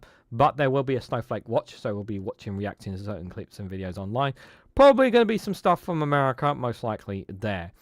Perhaps maybe if there's a ceasefire in Gaza, cross fingers, of course, we'll cover that, if not tomorrow, and Wednesday as well. On Thursday, we will cover stories from America, Snowflake on America on Thursday night. And on Friday, I will be doing an extra live stream because I want to kind of make up to you guys. I'll be doing the Snowflake conflict, which I don't often do that live stream very often. But I want to cover the conflicts taking place around the world. Ukraine, what's happening in Haiti, Myanmar, Sudan, and what's been happening in them, and find some stories regarding them, because these conflicts are happening, lives are being lost, and that they're obviously important to highlight. So that live stream on Friday evening, that will be at 7 p.m. So it will be 2 hours after Daily Blase's Friday Frolics at 5 p.m. So thank you guys all for coming along. Thank you, Steve McMahon and Alistair Keir, for your super chats today. It is greatly appreciated. So I really appreciate your support. Hopefully I will see you guys tomorrow morning. But if not, then I'll catch you guys whenever I see you. Thank you guys for all your comments down below. Thank you guys for all your support. I think I've caught up with most comments on the channel. But I think actually... Oh yeah, I wanted to share this with you guys before I go, actually. I just wanted to share this funny comment. The Socialist Labour government just opened up all the borders. We're an island surrounded by water. There are no open borders. Think again! Have you never looked at a map of the UK?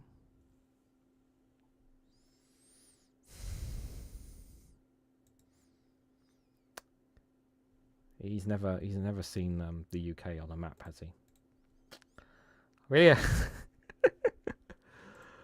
I don't like mocking people, but but I'm sorry, he asked for it. He asked for it, so I'm sorry.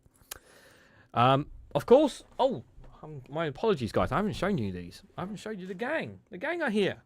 The gang are here. For those who don't know, for those who are new here, this is the gang. And you can get emojis of these guys when you are a YouTube member, by the way. So this is Ollie the Octopus, who was our first member, supporter of the show here on REGANELITE. Then we have Cash Dummy the Cookie Monster here. And then Pingu the Penguin, who is also a cabinet member for the Democratic Penguin Republic. People want him to be advocate leader, but he's happy in his role working in the cabinet. He also is, he has direct contact with Vladimir Putin and works alongside Briggs on other things as well. He's been on holiday too, that's why he's not said anything as well. And then we have behind the lava lamp is Blaze the Charmander here, who's not very talkative, but although he does keep an eye on the lava lamp, which is very good, which has been empowered. It's looking very good today, guys. Lava lamp's looking absolutely beautiful there as well. And they're always here behind me, guys, but they're not always on, but they're always here lurking behind me. So, but yeah, guys, before I go, I just have one last thing to say. If you haven't already, please hit that like button. We greatly appreciate it. Share this across social media so others are notified of this live stream. If you're on Twitch, hit that follow button and bell notification icon so you'll be notified of when I go live. If you're on YouTube, hit that subscribe button as well. And if you want to financially support me in the work that I do here, you can do so by becoming a YouTube member for as little as 99p. Hit that join button down below. You can also check out down the links below to Rumble and Patreon for exclusive content on those platforms as well. There's also a free Discord community. We have a free community that you can join. You can click that link below and be a part of our wonderful community. And feel free to say hello, because everyone is welcome as long as you're not a jerk. So thank you all so much for watching. And I hope to catch you all very soon.